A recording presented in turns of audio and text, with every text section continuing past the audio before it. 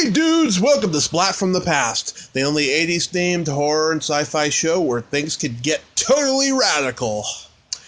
Now today, I will be welcoming back my good friend Joy Eileen, the host of the very original and interesting podcast, Happy Endings. And she also has a new podcast out, which we're going to talk about. It's called When Wife Gives You Lemons. I've listened to it. It's pretty funny. Her and her husband just talking inappropriately for a half an hour. I love it. I get a kick out of it. I recommend it. You can get it on YouTube or Spreaker or whatever podcast outlets out there. And it's really entertaining. I love talking to Joy. She's got no filter like I do, and she's a fun conversationalist. I want to get into a lot of stuff with her today. So yeah, here is my new interview with Joy Eileen.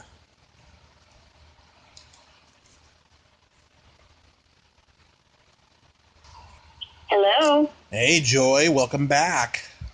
Hi, how are you? I'm doing pretty good, considering shit that's happened, especially to me in the last month or so, but I'm hanging in there. That's good. I know. Life's kind of been crazy, I think, for a lot of people right now. Yeah, how are you holding up in this clusterfuck pandemic? I'm doing okay. I haven't stopped massaging, actually, so there's that. And Wow. then the kids are homeschooling now, so fuck my life. And Yeah. Oh, wow. You're very lucky that you get to still do that in this crazy time. oh, I know. There's a lot of people who can't work. It's weird, though. I kind of feel like a protest, somebody going behind the protest lines, like I shouldn't be doing it sometimes. I feel bad. Yeah. My year started out pretty good. I was on a diet. I lost 25 pounds.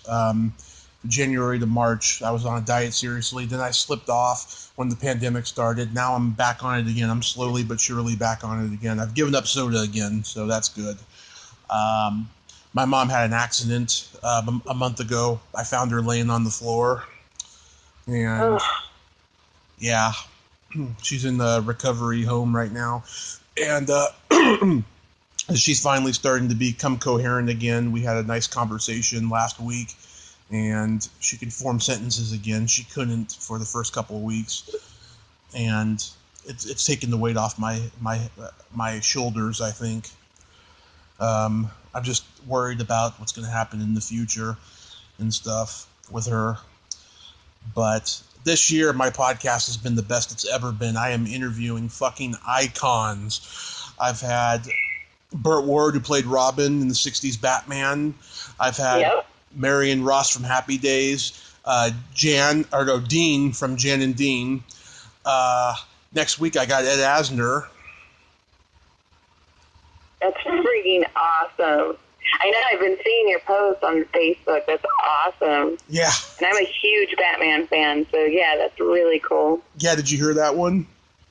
I did. Oh, yeah, I don't think it's the best interview him and I ever did, but I'm very happy that I got to do it. I could have talked to him another 10 minutes, but I had another interview to get to, and that was a rescheduling. That was the third rescheduling that week, unfortunately.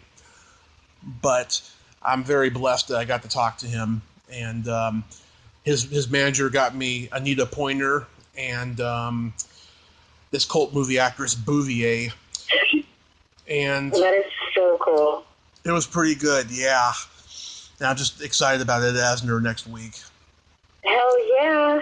Yeah. How'd you get Ed Asner? Okay, so last year I reached out to Amy Stock, who played Missy in the Bill and Ted movies. And she was going to do it, and then she's like, let's wait a year until the new Bill and Ted comes out. And I said, sure. So then I got back in touch with her, and then she forwarded it to her manager.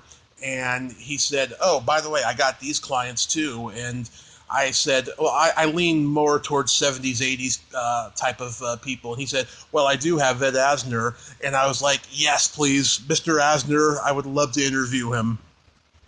Oh, that is so cool. Mm-hmm. That's good. I mean, at least you've got some positives like thrown in there too. Isn't it weird how like the good things are happening while the shit's happening too? You're like, okay, can we change? Like, can I pick one? It's life, basically, you know? I mean, when the Beatles were popular, a lot of good things were happening to them, but a lot of bad things were happening too, you know? It's just the life of cycles. Yes, it is. You know? Especially when the more successful you get, I've noticed, the more shit you start dealing with. That's because God has a sense of humor. I guess. Dark sense of humor. Like, he could do stand-up. Yeah. Never thought of it that way. I wouldn't even make that comment publicly. But no, yeah. I actually did get to do stand-up last Thursday. Mm-hmm. And that was okay. I haven't touched a microphone, besides the podcast since March. Yeah. So, and there was no audience. So the more jokes I did with the no laughs, the more nervous. I was the most nervous I've been in a long time. It was very weird. You know, it's funny. I've been thinking with everything that's going on in the world, I think in the future they're going to get rid of the old microphones, you know, because of the germs and stuff. And I think everyone's going to have those clip-ons that they have when they go on talk shows. No kidding. Yeah.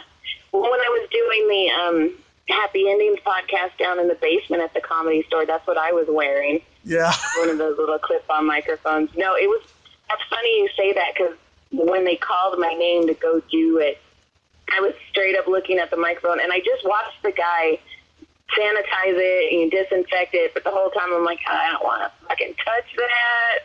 Like, Yeah. I said some dirty things in college, but I was like, too old for this now. Christopher Titus does it. He wears those clip-on microphones when he does his one-man shows. Yes, he does, yeah. But it's very weird. Like, you see all these shows now, and they'll have, like, 3 or 4 microphones, and they're just cycling through them so they can disinfect them while the other person's on stage. It's a whole thing. Yeah. Like, I had to take off my mask, and I kind of was like, I don't want to do that either. Yeah, where's the unknown comic when you need him? Right, exactly. Everybody's going to start wearing paper bags over their head. I'd totally be okay with that. Oh, God, he's been on my wish list since day one. He's a hero of mine. And this one comedian who used to be a Comedy Store guy back in the 70s, Denny Johnson, told me he was going to get me in touch with him, and then he never did. But I'm not going to give up. I want to interview Murray Langston. That would be cool. Who's your other bucket list? Oh, God. Let's see. I've interviewed a lot of people this year that I tried to get in the very beginning. I got to interview Day Young. I got to interview Michael Boogaloo Chambers from the Break-In movies. Okay. Lots of people. But hopefully I'm going to interview Melanie Chardoff, who played the principal on Parker Lewis Can't Lose. Okay. Yeah. Yeah, I've been trying to get her for a long time, and she's actually one of my subscribers on YouTube. She subscribed after she had turned me down a couple of years ago, but now she's got a book coming out in Christmas time, so it's going to happen, hopefully. That's cool. Very cool. God, the guy who plays the zombie Bub in Day of the Dead, Howard Sherman, I would love to interview him for the 35th anniversary. God, there's quite a few people. There's too many to name. Dr. Demento, I'd love to interview him. There's so many. Halloween October every year I do, non-stop marathon of horror people the whole month. This year is going to be the best one yet. I have such a huge list, and I thought I interviewed just about everybody in classic horror last year and the year before, but I still got plenty more than I realized that I'm going to reach out to in September. Oh, that's so cool. Yeah, I think I told you, the very first person I professionally massaged was Derek Mears. Yeah. Who was Jason, and then now he's Swamp Thing in the new Swamp Thing movie, which is freaking amazing. Yes, my colleague just interviewed him the other day on his show about it, and he seemed like a nice enough guy. But the thing is, though, I don't like, the horror remakes very much. He did Friday the 13th, Hills Have Eyes, and now Swamp Thing, and it's just I don't know. I'm not a remake guy, so the whole time I'd be negative. Meanwhile, he'd be positive because he has to sell his product, So Right. I don't think it would be a good match for me, No, he was super nice, but it was funny though because when I pulled the sheet down, he had a bunch of bruises, and the thing they tell you to do in massage is to tell people about their bruises, so therefore they can't come back and say that you were the one that put it on them. And so I was like, hey, you got a lot of bruises. He's like, yeah, I killed a couple people today. And I was like, all right. And he's like, no, I'm Jason in Friday the 13th. And I was like, yeah, in the 80s. And he's like, no, now. No. Like, okay, cool. There was a new guy for each one in the 80s. Right, exactly. But yeah, he was honestly one of the nicest people. And his wife, when he does Swamp Thing, he goes to North Carolina, or one of the Carolinas. And I've actually done sleepovers with his wife because she's like, I'm bored. I'm like, all right, I'll come over. Get away from the kids. Yeah. I've talked to at least 3 or 4 of those old Jasons. A couple I'd like to get, but yeah, I mean, I'm a big Friday the 13th guy. I always have been. He was always my guy, more so than Freddy, and I do love Freddy, but Jason was my guy. Right. They were just. Yeah, that's how my middle son is. He's a huge horror fan. It's funny how that happens. Yeah, I mean, it was just a simple premise, of kill this person, kill that person, not really technically advanced or anything, whereas the Freddy movies, they were technically advanced with their special effects and everything. Right. But I think this whole pandemic thing, I think it's for the most part, it's been humbling to a lot of people because after 9/11, just everybody just became so mean-spirited and greedy, and the funny part is, people think Trump is a bad president. He has always been this way, and he has always done this to the American people. I think after, Trump Towers was first opened in the early 80s, he just set the stage for, the greedy pastime that happened after 9/11, that you have to be, rich and successful to be happy and to be a good person, and it's illegal to be poor now, it seems. Right. No, I guess it's only, I don't know. I feel like it's only okay to be poor if you're struggling to become something. Yeah. Other people, if you're just working and living, if you're not trying a side hustle that it seems very off-sided. Do you have any mistakes from your late teens, early 20s that you look back now in this pandemic and go, fuck, if I had not done that, things would be so much easier now? Oh, we've millions. I dropped out of college for a guy I met online and moved to Lubbock, Texas for 3 years. Yeah. Wow. And it was awful. I mean, but I got the villain in my books. It's all based off of him. So there's some good that came out of it. I met some really good people. Lost a couple of good people, but you try and find the light in it. Two of my biggest regrets: when I was 18, my elementary school PE teacher had become one of the managers of our performing arts auditorium, which was right next to our school where all of our school plays was. And she offered me a job about a week before my grandmother died. And I wish I could have followed up more after my grandmother died and been put on a path of, resilience a lot faster and a path of theater, and something really wonderful could have happened. And maybe I wouldn't have ended up in the bar life, maybe I wouldn't have even ended up in comedy, who knows. But then I spent 9 years living across the street from a cable access station, which I did not even realize until after I moved. And I could have been like a volunteer and then maybe an intern, and I I could have been in Hollywood, right now, and could have had some TV credits and do a show or something by then, but it happened. Life happened the way it was supposed to, I guess. Yeah, I mean, you try not and look back, and you're like, well, that shaped me. This made me who I am. But, there's times I'm like, fuck, I wouldn't have done that. I would have just stayed in college. My dad likes to remind me, too. He likes to do if you wouldn't have dropped out, you would have been a doctor. So that's always fun. My mother used to do that a lot, too. And ever since I've had my accident and I've gone forward with pursuing my dream, she doesn't really do it anymore. And that's a good thing, I think. No, it is. Like, my mom had a stroke 2 years ago, 3 years ago. And the physical therapist was working with her, and he asked me, because I was going to school for physical therapy, and then I went into massage therapy, but I was helping.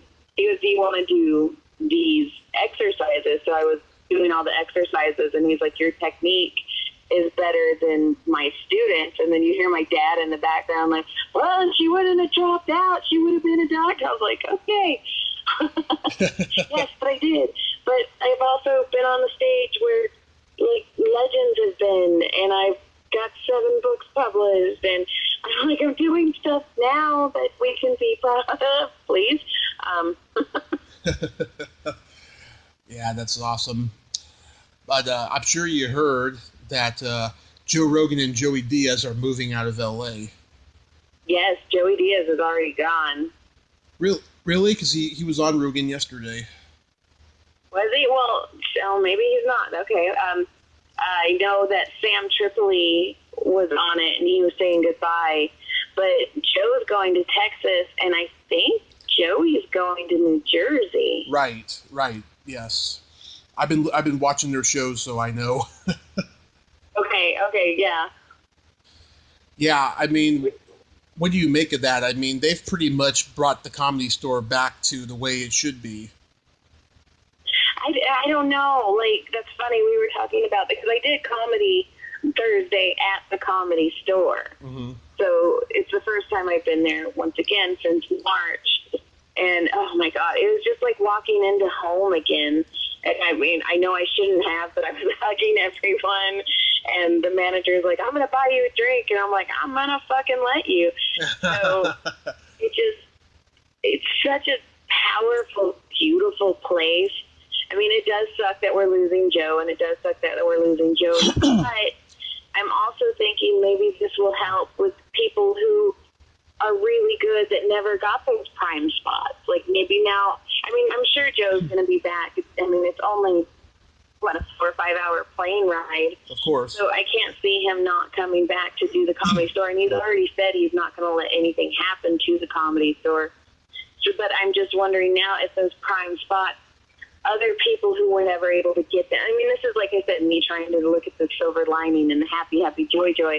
But, maybe somebody who's super funny will get seen more. Like, I know Brian Simpson is hilarious. He was on one of my shows that I got to produce in the Belly Room, which is another bucket list, amazing thing that I got to do.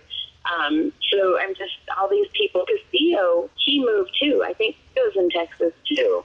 Mm-hmm. So all those big names are maybe moving a little bit. I mean, they're not going to go forever. They'll be back at the store. I mean, the store, it's a siren. It calls me back. But it would be cool to see other people and other talent because, when I'm doing open mics, I see these people who are so fantastically funny, and I'm like, fuck, I hope somebody sees you. So maybe this is their chance, and that would be super cool.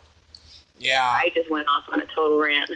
No, you have every right to, because, I mean, this is just phenomenal of how the podcast world really changed that place, especially when Rogan came back after being gone for 7 years. I don't know what to make of it. I mean, he signed that Spotify deal, and this mean he's going to do it virtually now. It's not going to be the same show, No, I agree. I know, I haven't done the massage podcast in a while, which is why my husband and I started the other podcast. Yeah. But I want it. I hope, like, in my heart, I'm trying to think positive and be like, it's going to come back, you know, because like I said, I haven't stopped massaging, so now I just need my comedians back on the table and a microphone under them, and hopefully that gets to come back one of these days. Yeah, because I heard Joey say on one that he misses the days of having a conversation at the Comedy Store because it's always busy now, you know. It is. It was insane because I worked there in the kitchen on Saturdays, and then I would do a lot of the green room massaging, and it was just packed. And I mean, good for them. It's super cool. I love it when people love comedy. It makes me, I mean, obviously, when we start talking comedy, I get super excited, but yeah, it was busy. And I mean, even now when I went on Thursday and there wasn't even shows going on, there were people there. That place, it's got something in it where it just calls you. Yeah. And I hope all the other places get to open too, like the Improv and the Laugh Factory, and just start bringing it. I don't know. I want it to come back. Yeah. Oh, God, I mean, you can't get rid of the Improv. I mean, that's a landmark just as much as the store is, you know. Yep. I missed the Comedy Store podcast, though. I see Eleanor. She's always posting videos now. She just did a virtual podcast with her and Jeff Scott and my friend Lois Bromfield, who's one of the original Comedy Store comedians. And it was a nice little thing that they did for half an hour. And then Lois had to go, and the background was so fucking weird on Lois's end. She looked like she was in the cheesy 80s music video, like Prince's Alphabet Street. Oh, that's so funny. I told that to her, and she thought that was hilarious. That is so funny. Yeah, I know. But Rick, he has diabetes, and he just had a new baby. Him and his wife just had a new baby boy. Oh, I can see why he's kind of staying away. Yeah, I didn't even know that. Wow, it's very risky to have another baby when you have diabetes, you know. But right, if that baby's healthy, God bless him. Yeah, Rick's my favorite. Like, if I was gonna stalk anyone, it would be Rick. In fact, I don't smoke, so anytime we would work at the Comedy Store, you know, everybody would go take their smoke breaks, and I would just go, as soon as Rick would get on stage, I was like, okay, this is my smoke break, and I'd go and sit down for 15 minutes and watch his set, because he was, and still is, he's my absolute favorite. Like, that man. I know. He's so good. Yeah, he's funny as hell. When I saw him that night in the main room when I met you, he was pretty damn hilarious. I mean, he was giving those fucking tourist hell. It's fantastic. Like, he's the one that, like, when I get on stage, like, I'm like, I want to do that. Like, when I saw him, I was like, yes, that's what I want to do. I want to fuck with people. Yeah. I had Jessica Wellington on earlier this year. Oh, I love her. She just got engaged. Yeah, I saw that. Yeah, I don't think she liked me too much. It was a very awkward interview. She was, she was just, I don't know. She just, I think she had just gotten up. I remember that, and I don't know. I was just like, you know, I'm a guy who like talks to everybody like I know them, you know, and I think it was a little awkward for her, you know. And I asked her a few months ago if she would do a plug for my show, and she's like, okay, what do you want me to say? And I said it, and she never did it, and I haven't heard from her since, but it's okay. Yeah, I don't know. This time is so weird. I mean, I kind of started not taking anything personally, because, yeah. I mean, how many times have I, you know, not answered your email, and it has nothing to do with anything. It's just, life is crazy right now. Like, my 14-year-old is in 9th grade, and he's been, this is his 3rd day, and then my 9-year-old just started 4th grade today, and you don't think about it, because I had 2 desks. Actually, my husband brought 2 desks home from the high school, and they were not happy about that. But you don't think about it, but then I had 2 teachers, one 4th grade teacher and one high school teacher, and so I had to, like, separate the desk, and then I'm running back and forth between the 2 of them. You know, Mom, I need a pencil. Mom, I need this. So it's a lot right now, and I think all of us are just trying to adapt. Yeah, it's crazy. I mean, I can remember, just before all this started, the winter time was just like, it was so bleak, right? And then things got bleaker, like right when spring was about to hit, and I was getting up early every day and going to a physical therapy because I had some back problems, which afterwards I was diagnosed with acid reflux, and because ever since I had the stent put in my heart when I had my accident, it's like I get indigestion and like burping. I'm burping a lot, and it's hard on my joints, especially my back. Right. Yeah. I also talked to Lou Deck earlier this year. I've had Lou Deck on the podcast. I had Jessica Wellington on the podcast too, but I had Lou Deck on the podcast. He wouldn't take off his red shoes, so it was interesting to massage somebody with their red shoes on. Yeah. But he was, I don't know, did he tell you, like, all the old, that's my favorite, is the old Comedy Store Of course. stories. I had Joey Gaynor on, too, and oh my God, I could have talked to him. I could have massaged him for hours if he would have just kept talking. I should talk to Joey Gaynor. He was a Kinnison guy. Yeah, he's so, I mean, his stories and anything to do with Missy is kind of my thing. She's one of my heroes. I mean, she wasn't perfect, and I think that's why I love her more. Because, she made mistakes, and I'm like, well, fuck yeah. Like, we can all make mistakes and still be awesome. But he was telling me stories about Missy and then Lou told me a lot of the stories about the strike, which I love hearing about. So it's so much fun here. And then Jeff Scott, he's got all the stories because he's been the piano player for 23 years. So it's just, I love it. Yeah, I asked him, did Ollie Joe Prater set the Improv main room on fire? Like a lot of people say. And he said to me, I get this all the time, and I'm just going to say this now. No, no, no, and no. And then he went on a long rant about it. That's so funny. Yeah. It's just one of those things that, people have always suspected for years. And so, I wanted to find out whether or not it happened and stuff. I interviewed this one comedian, too, not too long after him. This guy, he went by Dr. Gonzo. His name is John Means. He's a San Francisco guy. And he used to go out to the Comedy Store a lot, like a couple times a year. And Robin Williams would get him on stage and stuff, but he was never a paid regular or a regular or anything like that. He would mostly go up there when Mitzi wasn't there, and he'd go in the back, him and Robin and Kinnison and all the guys, they would all do coke and just have a good time. That's crazy. I know they have the mirrored piano in the main room, green room, and there's still scratches on it from where they were cutting up the coke. It's just a mirrored piano table. It cracks me up. Yeah. Lots of history there. Yeah. But what do you think, though? I mean, do you think that after all of this and stuff, doing a stand-up comedy show is going to be like going to see Gallagher, where they're going to have like shields because of the germs? I don't know. I was thinking that too, like, because because you kind of just brainstorm about what you're going to do.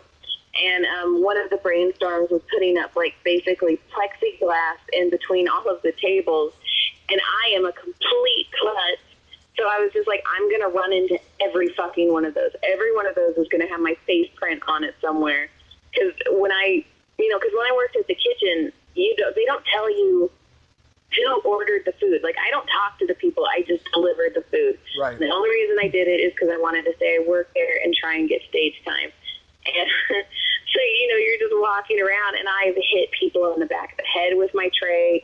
I set one of my trays on some guy's head and didn't even realize I was doing it. Mm-hmm. And I felt like such an asshole. So, if they put plexiglass or anything like that, there's going to be a lot of injuries. Yeah, I don't know. It's weird. I mean, This was the year that I was going to try to get my foot in the door at the Comic Cons and horror cons, and this year they started not only did they cancel them, they brought them back but virtually, and everybody's got like 2 minutes to like meet a celebrity and then select a picture which they'll send to you, and I just think that's stupid. I don't get involved in that. I don't like anything virtual for that matter. I just had Leanne back on a couple weeks ago, and I told her, I don't watch her show as much anymore because it's gone virtual. I just think everybody looks and sounds like a robot, and everyone's flesh tone is off. No, yeah, it's weird. I mean, I get everybody's trying to do stuff and trying to think of innovative ways to keep doing the arts, and some of it, it's really hard for me. Like even Kill Tony, they're doing it virtually now. I mean, not really. I mean, they still record it, but it's not the same. I'm not in the audience, and I don't know. It's weird, but I also want to support people because this is the weirdest time ever. So it's just an odd thing, though. I don't like change. So all these changes are making me extremely uncomfortable. So I'm just trying to stay positive, which doesn't happen very often. I don't mind change as long as it's on my terms, and this is not on my terms. This is on terms of a fucking germ. Yeah, no kidding. No. But yeah, it's crazy. Back in May, I did a nonstop block of shows where a lot of people don't know this. May is International Masturbation Month, and I had all these movie stars who have been on before, and all these porn stars and sex experts, doctors come on, and we had a lot of fun talking about sex and masturbation during that month. And I got a lot of praise from each guest because I was able to ask questions that were inappropriate but yet respectful of them, and that's it's not an easy subject to talk about. No, it's not. But how fun is that? I did not know that May was Masturbation Month at all.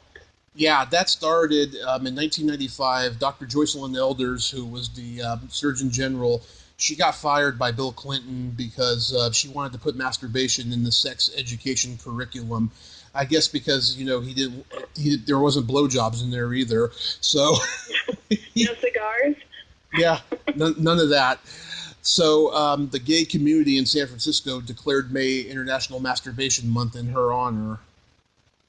Oh, I love that. Yes. And so I think this is going to be a tradition now.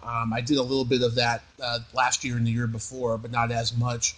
But I had a lot of people on. We just had a great time. And Elizabeth Croydon was supposed to be my first guest. She ended up being my last guest because she had some family issues going on. And it was a real quick one. And she was just doing her usual rambling on and stuff, and she was hilarious. Yeah, she when the very first time we went to the Comedy Store Christmas party, mm-hmm. I was going to karaoke with my friend Cassandra, and the karaoke guy got our song wrong, and which is fine, but I mean it was Bobby McGee. He started playing, which I can sing. So, but it caught me off guard because that wasn't the song that we were going to play. So it took me, a couple lines to actually be like, oh, fuck, Bobby McGee's playing. This isn't the song we picked, but I got this shit. And she just jumped on stage and just took the microphone and started singing. And Cassandra and I ended up sitting down and just watching her. Yeah. Oh, my God. Do you have a really good masturbation story? I do, but homeschooling, so tiny little ears all around. Okay. That's another, I know I felt so bad. I was like, crap, I'm not going to be able to be as me as I normally am because they're home all of the time. They never leave now. Like the other couple times I've been on, it was while they were at school, mm-hmm. and school is now home, and it's awful. Yeah. No, that's okay though.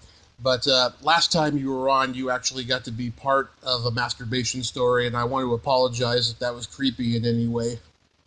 No, oh my gosh. I went to Fresno State. There's nothing creepier than going to Fresno State. Okay, I just wanted to make sure. That's all. It's never my intention to offend. It's always my intention to delight, especially when I'm talking to a person like me who has no filter and is a comic and has heard and seen everything. Oh, yeah. I mean, I don't know if it's a good story. When I was at Fresno State, there was a raper going around. Ooh. And so they sent out all the emails, they sent out, everything. And my mom decided to buy me a taser or a little stun gun. Yeah. And when I went, I would have these two classes I needed, and of course they were polar opposites. So one was early in the morning when there was no parking, so you had to park in DSE. And then my last class was a biology lab that didn't end until 10. So by the time I was walking back to my car, the parking lot was completely empty, and somebody started following me. And it's funny because they're like, oh, walk in groups. And I'm like, why? So it's easier to choose which one they want. And but I had to walk by myself, and this person was following me. So I started walking faster, and they started walking faster. So I reached in my purse, and it was one of those, crochet purses. So, every time you wore it, it grew an inch. So I'm reaching down, and I ended up hitting the stun gun button and stunning myself. Mm-hmm. Yeah. And so I'm on the sidewalk and I'm shaking. I didn't go down to my knees. Super proud about that. But by the time I kind of got my wits about me and got my hand away from the stun gun, the person who was following me was running the opposite way. So, I mean, there's one way to get rid of something like that. Yeah. That's scary. Yeah. Wow. Yeah, Elizabeth, she allowed me to jerk off at the end, doing some ding-dong show type of stuff, that comics do, and she was comfortable by it, so. Yeah, I don't know if I know a lot of things that she probably wouldn't be comfortable with. Yeah. We had a conversation a year ago about chuckle fuckers, right? And we were just talking about it, and about how rock stars, they have groupies and comics have chuckle fuckers, and she went on all these diatribes about it. I don't even remember most of it. I had to go back and listen. Well, that's hilarious. So they're there though. You see them. Yeah, I just never personally seen them. I never had one, but I haven't either.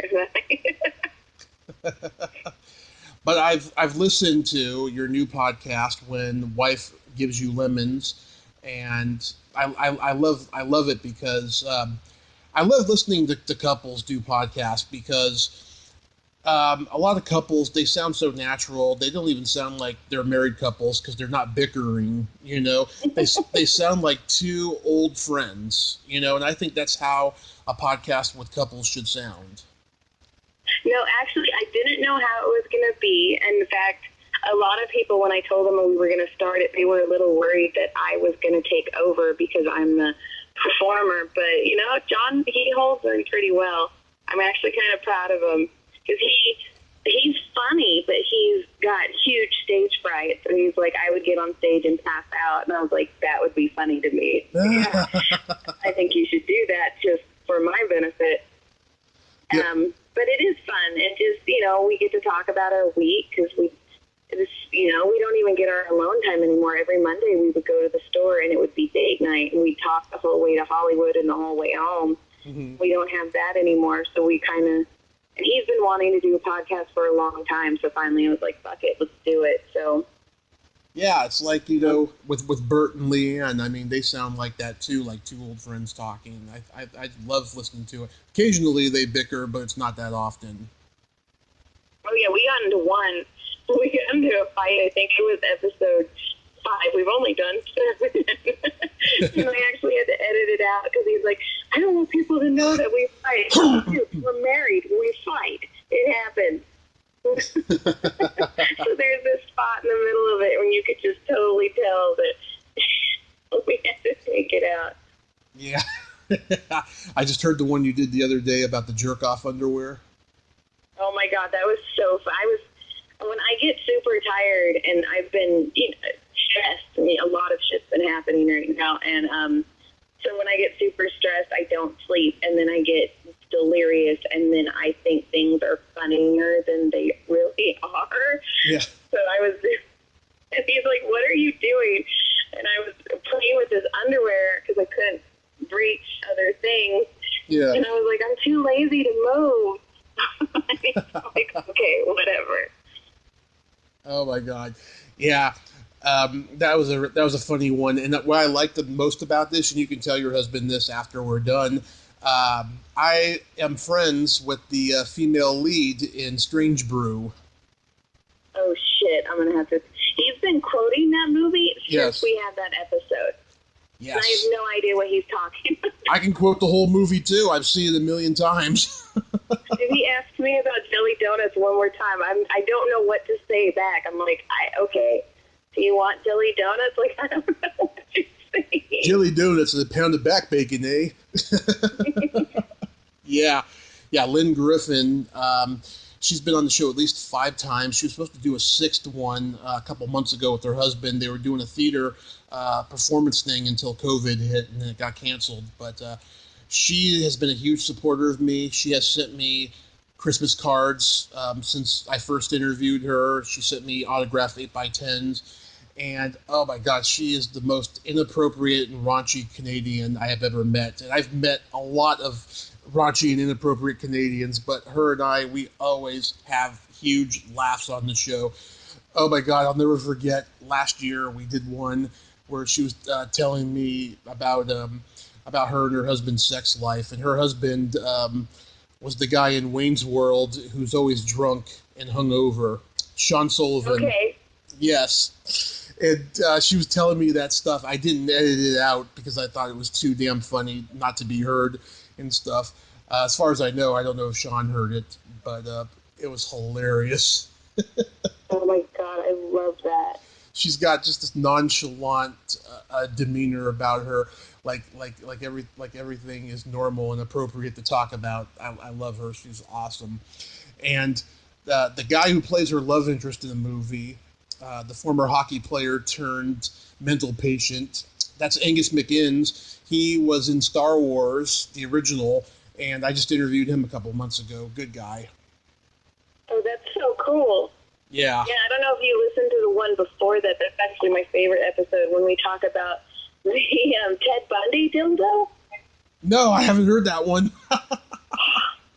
It was insane.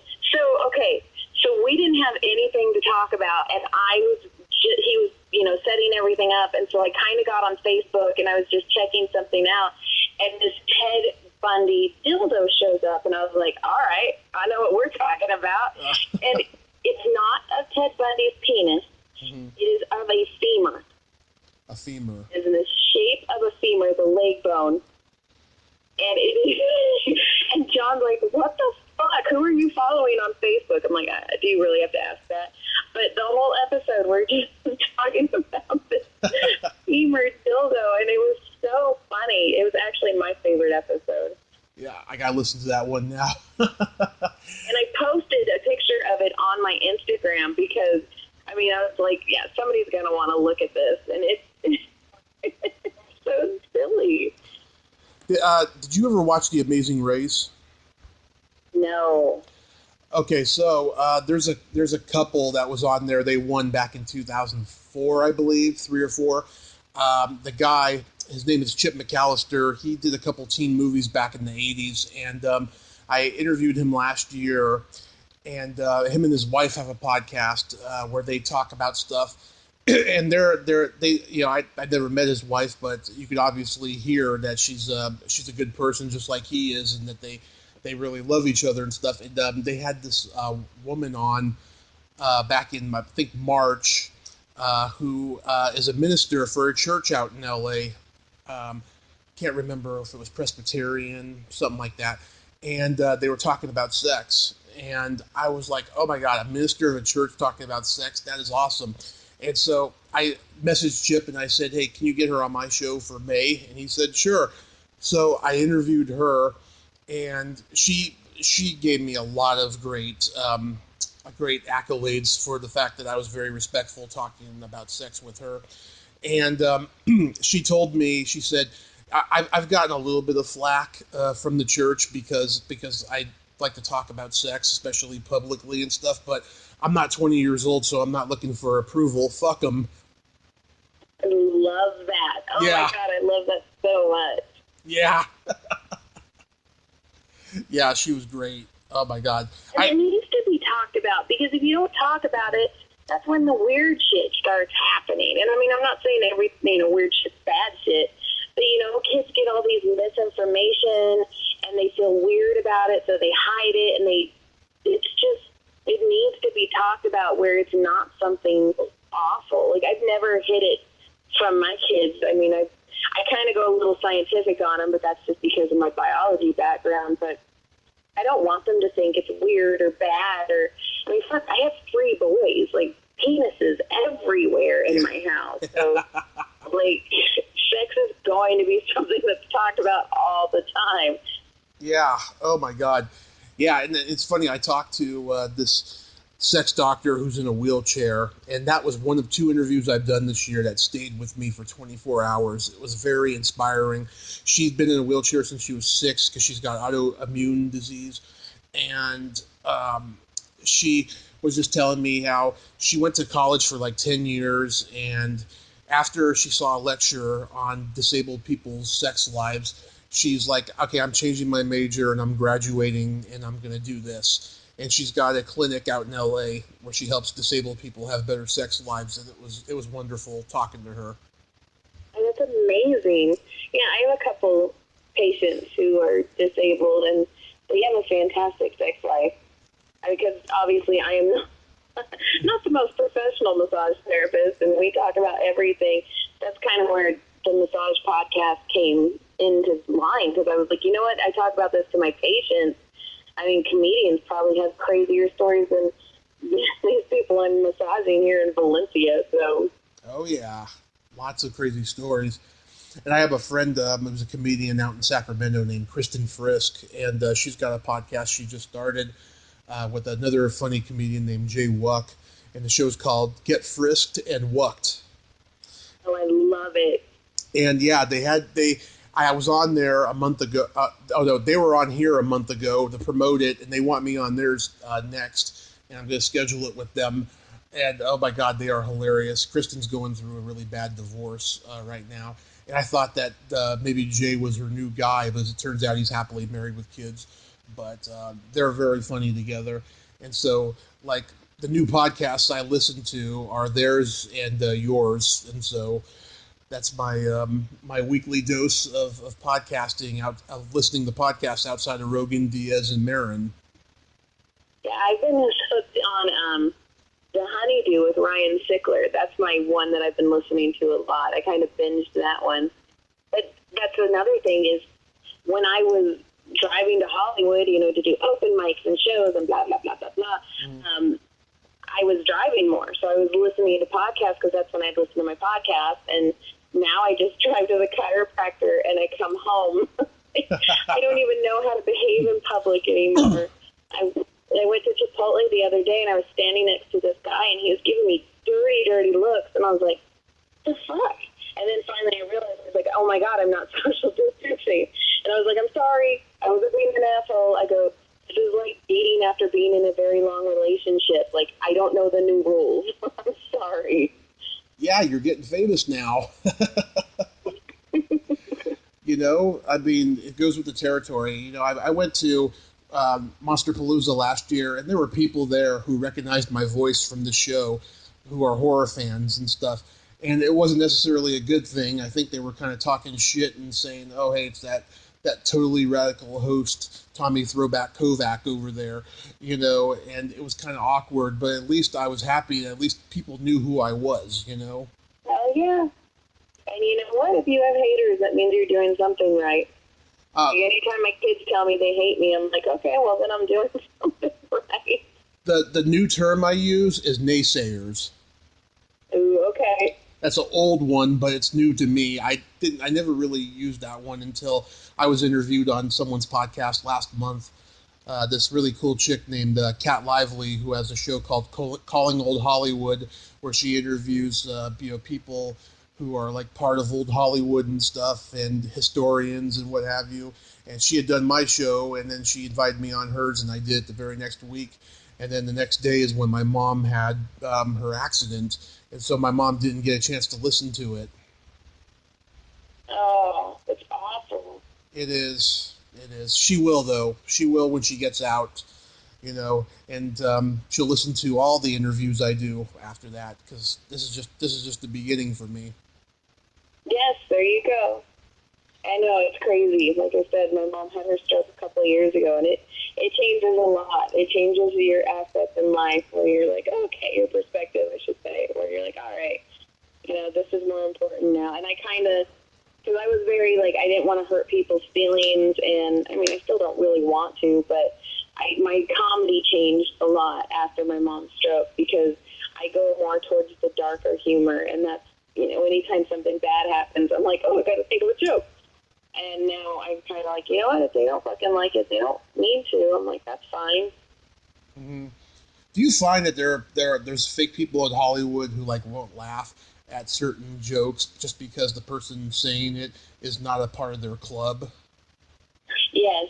I also, and I want to sound like an asshole, but I also feel like sometimes, and it's not their fault, I guess, but there's some people who aren't necessarily funny, but they get huge laughs because they have been on TV or they are someone. Of course. And I almost feel like the audience is, I call it the celebrity laugh, where the audience is laughing. I don't know whether they're like, hey, pay attention to me because I saw you on TV, or yeah. I don't know. It's a very weird phenomenon to me. I've seen a couple comedians where I'm just like, what the fuck? And I mean, I get that comedy, some people get, some people don't. That's why there's 1,000 comedians, because all of us have different sense of humor. But there's some of them, I'm like, what the fuck is going on? Why are they getting all of those laughs? Like, that's not fair. Yeah. Did you know that back in the late 80s, Bruce Willis used to hang out at the Improv a lot, and they would bring him up on stage? Yes. Yeah, I heard Kevin Pollak tell the story on his old podcast. He's the first time he met him was at the Improv, like around 87 or something. Bruce Willis was there to go see Dom Irrera, and I guess Dom or whoever it was brought Bruce Willis up because Bud Friedman insisted on it, and so he went up there, got little to no laughs. And then he would just take out his harmonica and just start playing the blues, because he was doing that Bruno character that he used to do. Yes. He had like a hit single out at the time, Respect Yourself, the Staple Singer song. So he would just bring out a harmonica and just start playing, and everyone would be clapping along. And then that would be Bruce Willis's set at the Improv. That's so weird. Well, did I tell you? I don't know if I told you. Chevy Chase showed up at the Comedy Store. Oh. And I was like, oh my God, it's Clark W. Griswold. But, and I've heard you hear stories, but all we know is he got on stage. They convinced him to get on stage. Mm-hmm. And he goes, listen, I am not a stand-up. All the stand-ups you've seen tonight, even though it looks like they're pulling shit off the top of their head, they've studied and worked very hard on these jokes. I have not been doing this, so I'm not going to pretend to be a stand-up. So just ask me questions. And that made me respect him so much, because listen, stand-up is hard. You have to practice at it. I haven't done it. I'm not going to pretend I can. So just ask me questions. Yeah. Lou told me he was there the night that Chevy hosted the HBO Young Comedian special there. Oh, that's so fucking cool. Yeah. I saw it on YouTube. It was Bill Kirchenbauer, Richard Belzer, Denny Johnson, who I mentioned before, and a black comic I'd never seen before. And that was the show. And Chevy was, just being sarcastic and funny, and he'd like pick up a guitar and start playing it and sing a funny song, Yeah. Do you know who Sandy Hellberg is? No. Sandy is so he did stand-up in New York at Catch a Rising Star, and he wasn't very good, and so he started doing improv comedy in New York, and then moved to LA and was one of the original members of the Groundlings. And he told me when I interviewed him a couple months ago, he says, I will say this publicly, Chevy Chase is the biggest fucking asshole there is. He said he said Chevy would go to see the Groundlings shows, and afterwards he would tell certain people how great they were and then tell certain people how bad they were, and that he would suggest that they did more raunchy, a lot more, they were irreverent already, but he suggested a lot more irreverent stuff, like National Lampoon had done, and all the stuff that he had been involved in, and he was just an asshole to them. And he had a small part in a movie he did called Modern Problems, and he just said, yeah. I do not like that guy at all. That's so funny. Speaking of Dom Herrera, who I'm madly in love with, I love him so much. He is the only comedian that's ever made me spit out my drink. Yeah.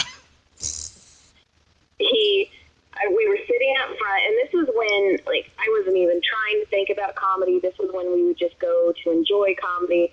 So we would, of course, sit up front. And Dom comes up, and he looks down at my tits, and he goes, those are nice tits. Thank you for bringing them out. And I was like, oh, you're welcome. And then he moved, so I thought we were done. I thought our interaction was over. So I took a sip, and I was drinking my drink, and he goes, I think I might be hard right now. And I spit all over the stage. It was so funny. He's fucking funny. I remember he used to host the show on Showtime called Full Frontal Comedy. And he actually got Rogan on there, and he got Patton Oswalt, Dane Cook, and Mark Maron all on there. And Showtime did not want those guys on there because they were too new, alternative. They wanted mostly guys from his era, right? But a lot of guys from his era were either hugely successful, or they got out of comedy and did acting. So there wasn't a whole lot of those guys left. So he put them on there. But I remember he used to do these 3-minute monologues of stand-up. And he did this one where he's talking about the difference between how an Italian, a Jew, and somebody else, holds somebody at gunpoint in Brooklyn, and he says, Italians, they give you options, your money or your life. It's so funny. It's pretty simple, but it's hilarious the way he said it with that Italian accent. He's the best. He's the best at doing simple, somewhat hacky stuff like that. That's just effective and hilarious, Yes, in fact, I think I've got up on Kill Tony twice with him as the guest. And he's kind of one of my favorite guests on Kill Tony because people kind of brush him aside, like, oh, it's an old guy, whatever. And he's really quiet. And then he'll just say something, and it's so funny. And, people just kind of pause, oh, fuck, that guy just got me good. It's almost like when Argus gets on stage at the Comedy Store, people see him, as this old guy in, a seersucker suit that doesn't fit very well. And then to watch him, turn the whole audience around where they fall in love with him. And it's, I don't know, I love it. Yeah. I really think his show on YouTube has a real cable access feel to it. I used to love cable access back in the day. Yes, I was on it. I got to go on it. I think I saw that one. I saw a whole bunch of them for a while, and then I stopped after a while, but I think I may have seen you on there. It's hard, though, because, there's so much content, especially right now, because it's all people are able to do is create content, and there's so much out there. People are like, Joy, listen to my podcast. I'm like, okay, and then I'll listen to a couple, and then somebody else is like, listen to. So it's hard to stay true to everyone. Yeah, you mentioned before, you said your husband, if he went on stage, he would pass out. The only guy I know who ever passed out on stage at the Comedy Store was David Tyree. Oh, shit, I didn't know that. Yes, I heard that story. he was a really bad drinker, in the early years, and he would go up on stage at the one in Westwood, and he would just be in the middle of a bit, and he would just nod off.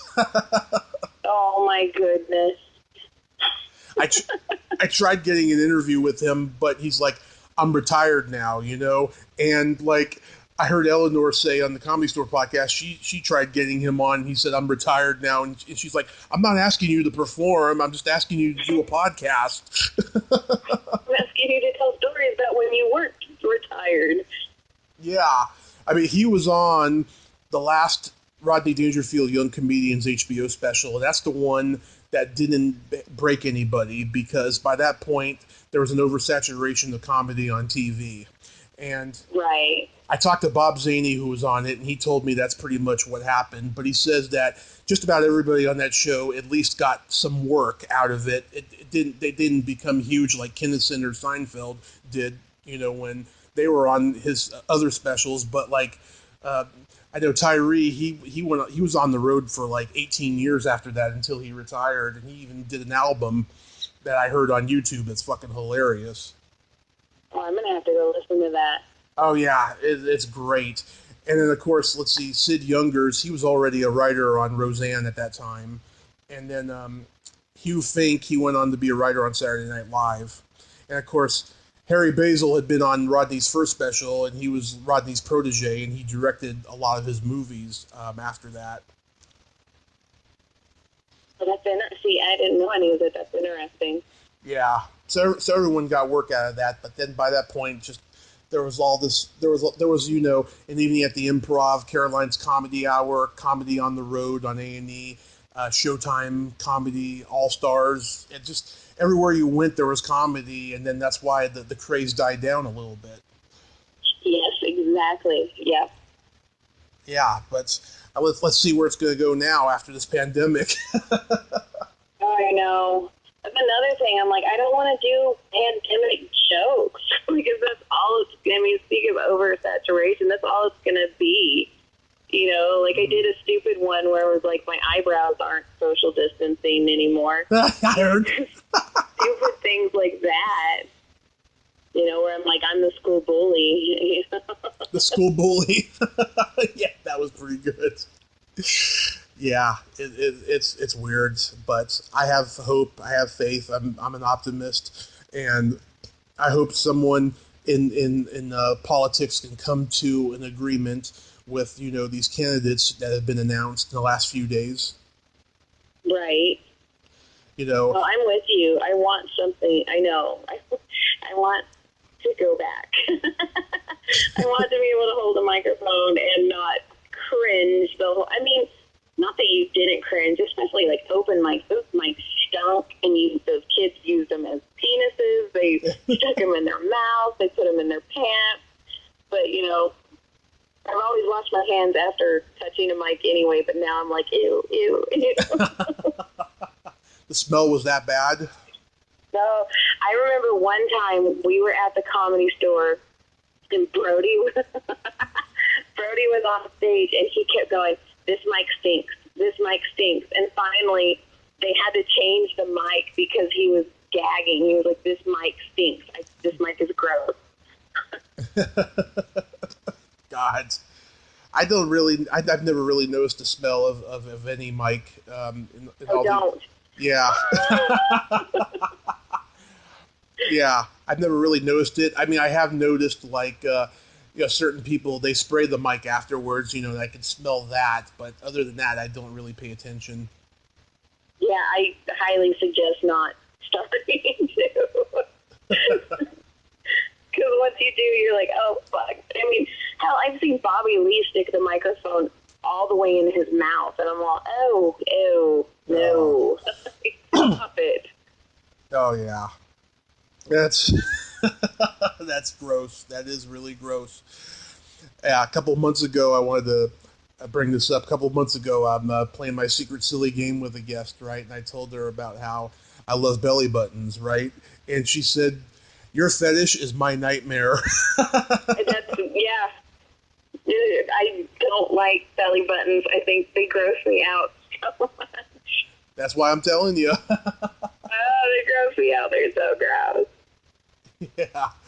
I'm just waiting for an episode of your podcast where your husband says something about it and you're like all cringing. Oh, I will too. Like the kids, like every once in a while, they're like, "Mom, look." I'm like, "You're nasty. You go away. You're nasty. I don't like you." I get mean. I'm not your real mom. Like, Not your real mom.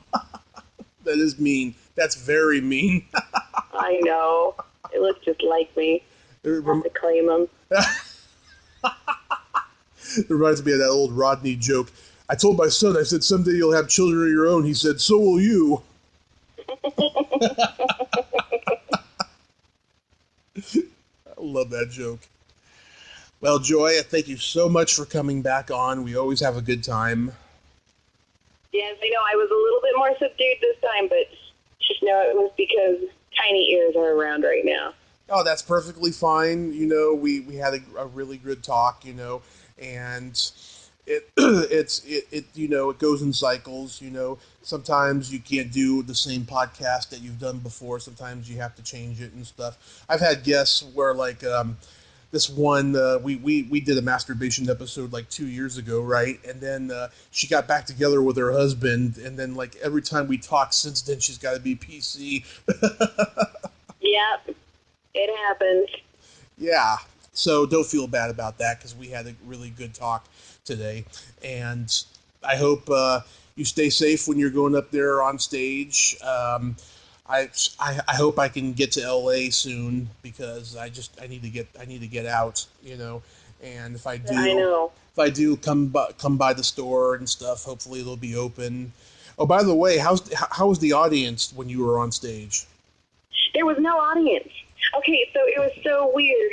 It was basically a pre-tape of Kill Tony because they don't know if the store is going to get shut down again. Right. So they wanted a bunch in the can. So Tony was like, just come do a minute. And so I went. There's no audience. You don't go on stage. You're on the side of the stage. And like my first joke I did, no laughter. And I was like, okay. And then the second joke, no laughter. Third joke, no laughter. Now I'm getting nervous, and it's not because of anything. It's just there's nobody there. The only joke I got a laugh on is I was like, Goodwill is going to be so amazing after this is over because everybody's cleaning out their closets and dying. Yeah. And everybody laughed, and then I was like, all right. And then they forgot I was standing there and had a whole 10-minute conversation where my dumb ass is on the side just all, hello. So, yeah, there was that. Well, hopefully everything will come to fruition, and I'll stay in touch with you and continue listening to your show. Just keep doing it, keep creating, and being the awesome person that you are. You too, and I cannot wait to listen to the Ed Asner. I'm so excited for you, like, truly excited for you. That's going to be so amazing. Thank you so much, yes. I will let you know when that episode is out next week. And until then, have a great rest of your day into the night. You too. You as well. Thank you very much. This was fun. Mm-hmm. I was. Okay. Bye-bye. Okay. Bye. Well, there you have it. Joy Eileen. Ain't she a sweetheart? I love Joy. Isn't she fucking awesome? She is a gem. A gem beyond gems. A gem in the rough. If you like this video, everyone, please subscribe to my YouTube channel. Add me as a friend on Facebook. Join my Tommy Kovac comedian page on Facebook. Follow me on Twitter and Instagram and all that fun stuff. Well, that's all the time we have this week on Splat from the Past. Until next time, this is Tommy Throwback Kovac saying, there's no shame in living in the past, because the present sucks. Later, dudes.